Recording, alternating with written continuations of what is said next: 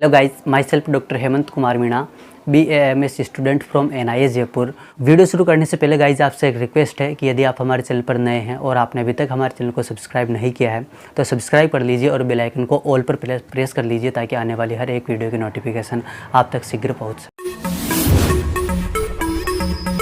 तो चलिए guys start करते हैं आज की वीडियो।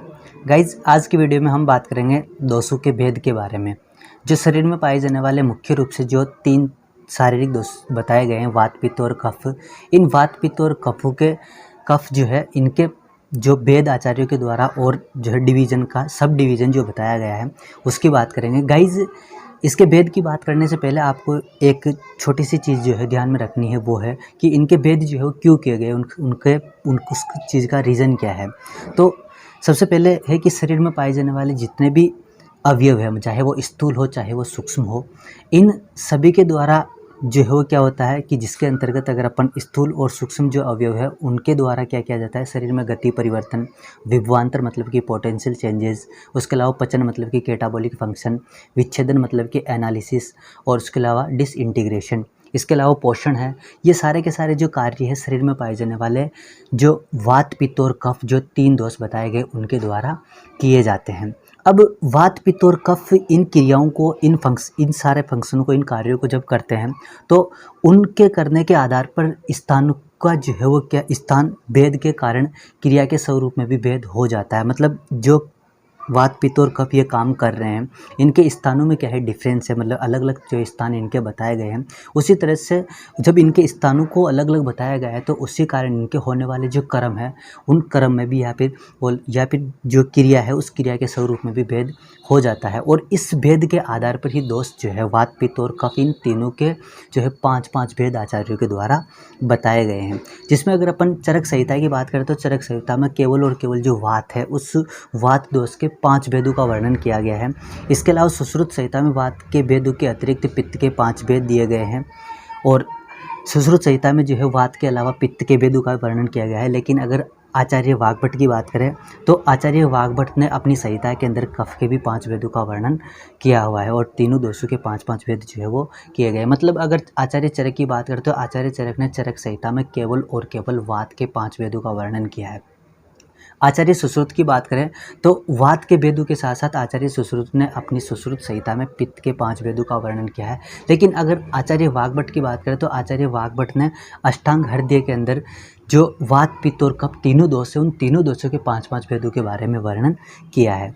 तो सबसे पहले अगर गाइस देखते हैं कि वात के भेद, तो वात के भेद की अगर अपन बात करते हैं तो चरक चिकित्सा स्थान के 28वें चैप्टर का 74 नंबर का श्लोक है जिसमें बताया कि प्राण उदान समान व्यान अपान स पंचदा देह तंत्रियत सम्यक स्थान विहत संचरण। मतलब जो वात है उस वात के 5 भेद बताए गए, प्राण वायु, उदान वायु, समान वायु, व्यान तथा अपान भेद से 5 प्रकार का वात अपने अपने स्थान में बिना बाधा के गमन करते हुए देह में सम्यक प्रकार से अपने कार्यों को करता है। तो ये यहाँ पर लिखा है कि देह तंत्र से सम्यक, मतलब कि देह का मतलब है कि शरीर में उपस्थित रहते हुए 5 प्रकार की जो वायु, 5 जो वात के भेद बताए गए हैं इनके द्वारा सम्यक रूप से अपने अपने कार्यों को संपन्न किया जाता है। इसी तरह से अगर अष्टांग हृदय की बात करते हैं तो अष्टांग हृदय के सूत्र स्थान में 12वें चैप्टर के 15वें नंबर के श्लोक में बताया है कि 12वें चैप्टर के 4 नंबर के श्लोक में बताया कि प्राण आदि भेद पंचात्म वायु, वात जो वायु है वो प्राण आदि भेद से 5 प्रकार का बताया गया है। ठीक है, श्लेष्मा तो पंचदा, श्लेष्मा जो है वो कितने प्रकार का बताया गया है, मतलब कफ जो है वो भी कितने प्रकार का बताया गया है, 5 प्रकार का बताया गया है।